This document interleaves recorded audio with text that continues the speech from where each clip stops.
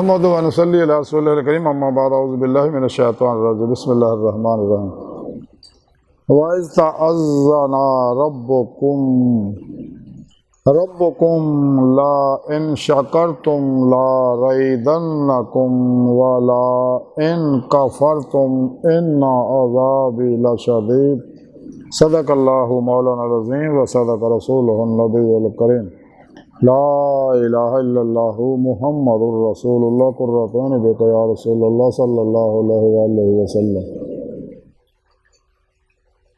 لبیک اللہم لبیک لبیک یا غوث اعظم لبیک لبیک یا حسین لبیک لبیک اللہم لبیک یا رسول اللہ لبیک لبیک اللہم لبیک ازل تو لے کے اب تک اللہ سونے دی بے حد حمد و ثنا اللہ دے پیارے حبیب تے بے شمار درود و سلام تو بعد قابل صد احترام معزز سامعین اج دے درس تصوف دے اندر شکر گزاری دا ذکر کریں گے۔ قرآن کریم دی سورہ ابراہیم دی 7ویں پاک جڑی مینوں تلاوت کرنا تو سنن دا شرف حاصل ہے۔ ایسا پاک سونے رب نے فرمایا جو تواڈے رب نے سناتا کہ اگر تسی شکر گزاری کرو گے، تسی میرا شکر ادا کرو گے تو میں تمہیں ہور زیادہ دیاں گا، اگر نہ شکری کرو گے تو میرا عذاب بھی سخت ہے۔ شکر گزاری بہت بڑا وصف ہے جس انسان سے پیدا ہو جائے، خوش قسمت ہو۔ دیگر نیک اوصاف دی نال لڑے شکر گزاری بھی بہت عظیم وصف ہے۔ شکر گزاری تے اثر حاضر سائنسدانہ تحقیق و تجربات تو بعد دسیا کہ شکر گزار بندہ جیڑا وہ نعمتاں چ ادا واضح ہوتا رہتا، جیڑی بھی وہ نعمت اللہ راہ چ بلا امتیاز رب و نسل مذہب و ملے دکھی انسانیت خرچ کرتا، کیونکہ عملی شکر یہی ہے، زبانی شکر کرنا شکر نہیں۔ تو پہلے زبان نہ اللہ کا شکر ادا کرے گا، اللہ تو نعمتاں دتیاں تیری سونی ذات کا شکر ہے۔ پھر عملی شکر یہ ہے کہ انسان اپنی دتیاں نعمتاں اللہ کی راہ چ خرچ کرے اور ودنیاں شروع ہو جان گیا۔ اور سائنسدانوں نے شکر گزاری کے سارے نفع تحقیق و تجربات تو بعد دس سکتے، اور آج کی سائنس نے تسلیم کر لیا اللہ کے اس حکم نے کہ واقعی جڑا شکر گزار بندہ پوریاں بڑیاں نعمتاں جو واضح ہونے لگ پہ جڑا جنہ بھی شکر ادا کرتا، جنہ بھی اپنی دتیاں نعمتاں اللہ راج خرچ کرتا وہ ودنیاں شروع ہو جاندیاں، تے جڑا نہیں بنتا وہ گھٹنیاں شروع ہو جاندیاں۔ دنیا وچ بھی وہ گھاٹے چ تے آخرت وچ بھی وہ گھاٹے وچ ہے۔ رسالہ کشیری اندر حضرت امام کشیری رحمۃ اللہ علیہ لکھتے ہیں کہ اکھاں دا شکر یہ ہے کہ تو لوکاں دے عیباں اتنے پردہ پاویں، اور کن دا شکر یہ ہے کہ جیڑی کوئی عیب دی گل سنے وہ اتنے پردہ پاویں۔ آپ فرماندے بعض اللہ والے کہندے کہ شکر یہ ہے کہ اللہ دے عطیات دے وچ جیڑیاں کسی طرح بھی واجب نہیں ہے وہ دی تعریف کر کے لذت حاصل کیتی جائے۔ اسے رسالہ کشیری جو لکھیا کہ حضرت جنید بغدادی رحمۃ اللہ علیہ فرماندے جدوں حضرت سری سختی رحمۃ اللہ علیہ منو کوئی نفع پہنچانا چاہتے تو میرے کو کوئی سوال کرتے، چنانچہ ایک دن انہوں نے مینوں پوچھا کہ اے ابو قاسم شکر کی ہے، تو میں عرض کی شکر یہ ہے کہ اللہ دیا نعمتاں نوں وہ نافرمانی واسطے استعمال نہ کیتا جائے۔ تو پھر پوچھا کہ تینوں یہ گل کداں پتہ لگی، تو میں عرض کیتے کہ جناب دی ہم نشینی نہ یہ جناب دی صحبت دا فیض ہے۔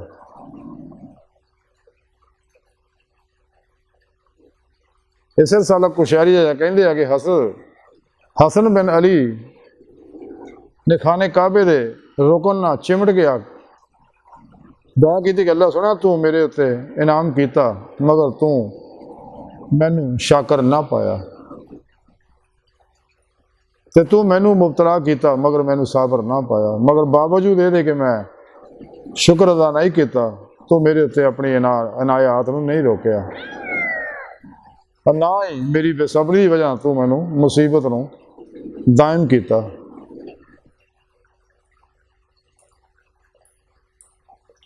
اس رسالہ کشیری لکھیا کہ کہندے کہ جدو اللہ سونے نے حضرت ادریس علیہ السلام نو مغفرت دی بشارت دتی تے انہاں زندگی منگی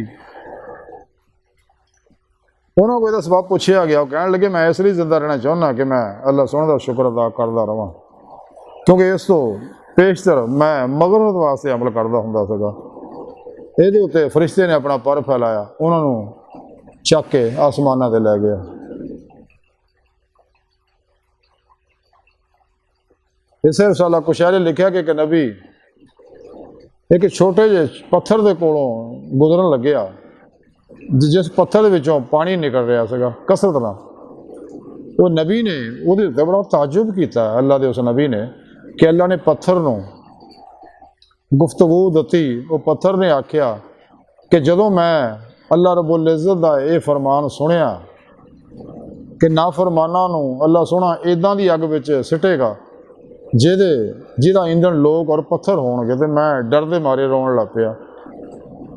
ਇਹ ਮੇਰਾ ਰੋਣਾ ਸਾਰਾ। ਰੋਵੀ ਕਹਿੰਦਾ ਕਿ ਇਸ ਤੋਂ ਅੱਲਾ ਸੋਹਣੇ ਦਰਖਾਸਤ ਕੀਤੀ ਕਿ ਇਸ ਪੱਥਰ ਨੂੰ ਦੋਜ਼ਖ ਤੋਂ ਪਨਾਹ ਦੇ ਦਿਓ। ਅੱਲਾ ਸੋਹਣੇ ਨੇ ਬਦਰੀਆ ਵਹੀ ਨਬੀ ਨੂੰ ਖਬਰ ਦਿੱਤੀ ਕਿ ਅਸੀਂ ਇਹਨੂੰ ਪਨਾਹ ਦੇ ਦਿੱਤੀ ਜਹੰਨਮ ਤੋਂ।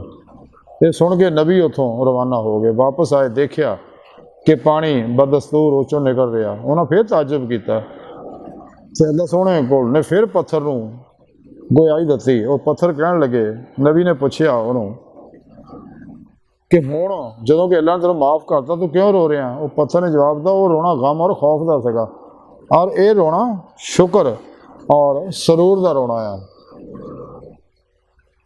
ਇਸੇ ਰਸਾਲਾ ਕੁਸ਼ੈਰੀ 'ਚ ਲਿਖਿਆ, ਇਸੇ ਰਸਾਲਾ ਕੁਸ਼ੈਰੀ 'ਚ ਲਿਖਿਆ ਕਿ ਸ਼ੁਕਰਗੁਜ਼ਾਰ ਬੰਦੇ ਨੂੰ ਹਰ ਵਕਤ ਮਜ਼ੀਦ ਇਨਾਮ ਮਿਲਦਾ ਰਹਿੰਦਾ, ਇਸ ਲਈ ਕਿ ਅੱਲਾ ਦੀ ਨਿਅਮਤ ਉਹਦੇ ਸਾਹਮਣੇ ਹੁੰਦੀ ਹੈ। ਚਨਾਚੇ ਅੱਲਾ ਸੋਹਣਾ ਫਰਮਾਉਂਦਾ ਕਿ ਅਗਰ ਤੂੰ ਸ਼ੁਕਰ ਕਰੇਗਾ ਤੇ ਤੈਨੂੰ ਮੈਂ ਹੋਰ ਜ਼ਿਆਦਾ ਦਿਆਂਗਾ। ਔਰ ਸਾਬਰ ਹਮੇਸ਼ਾ ਅੱਲਾ ਦੇ ਨਾਲ ਹੁੰਦਾ, ਕਿਉਂਕਿ ਮੁਬਤਲਾ ਕਰਨ ਵਾਲੇ ਦੇ ਹਜ਼ੂਰ 'ਚ ਹੁੰਦਾ।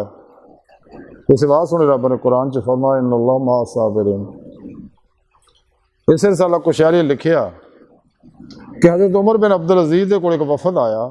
ਉਹਨਾਂ ਵਿੱਚ ਇੱਕ ਨੌਜਵਾਨ ਸੀਗਾ ਜਿਹਨੇ ਗੱਲ ਸ਼ੁਰੂ ਕੀਤੀ। ਹਜ਼ਰਤ ਉਮਰ ਨੇ ਕਿਹਾ ਕਿ ਜਿਹੜਾ ਬੜਾ ਹੋਵੇ ਉਹ ਗੱਲ ਕਰੇ। ਨੌਜਵਾਨ ਨੇ ਅਰਜ਼ ਕੀਤੀ, ਹੈ ਮੁਲ ਮੋਮਿਨੀਨ, ਅਗਰ ਗੱਲ ਉਮਰ ਦੇ ਹੁੰਦੀ ਤੇ ਉਮਰ ਵਿੱਚ ਮੈਂ ਤੁਹਾਡੇ ਤੋਂ ਬੜੀ ਉਮਰ ਦੇ ਬਹੁਤ ਸੇ ਲੋਕ, ਬਹੁਤ ਬੜੇ ਲੋਕ ਨੇ।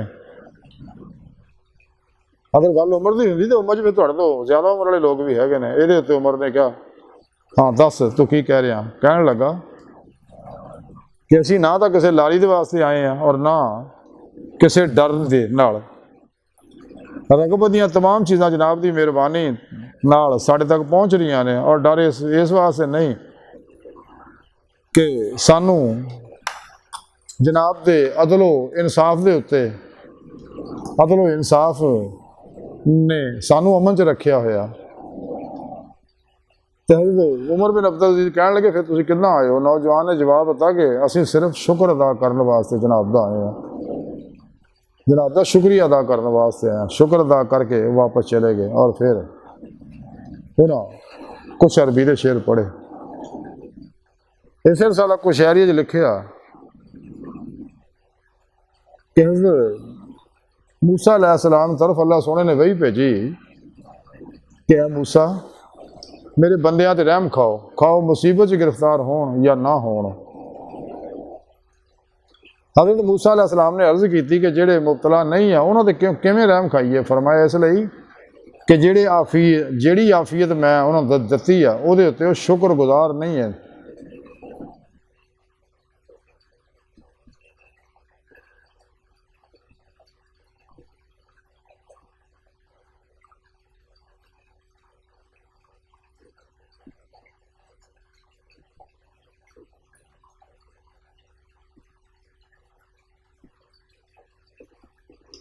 ਇਸੇ ਸਾਲਾ ਕੁਸ਼ੈਰੀ ਲਿਖਿਆ ਕਿ ਸਹੀ ਹਦੀਸ ਦੇ ਵਿੱਚ ਆ ਕਿ ਜਿਨ੍ਹਾਂ ਲੋਕਾਂ ਨੇ ਸਭ ਤੋਂ ਪਹਿਲੇ ਜੰਨਤ ਦੇ ਵਿੱਚ ਜਾਣ ਵਾਸਤੇ ਬੁਲਾਇਆ ਜਾਏਗਾ, ਜਿਨ੍ਹਾਂ ਨੂੰ, ਉਹ ਇੱਦਾਂ ਦੇ ਲੋਕ ਨੇ ਜਿਹੜੇ ਹਰ ਹਾਲ 'ਚ ਅੱਲਾ ਦੀ ਹਮਦ ਬਿਆਨ ਕਰਦੇ ਹੋਣਗੇ।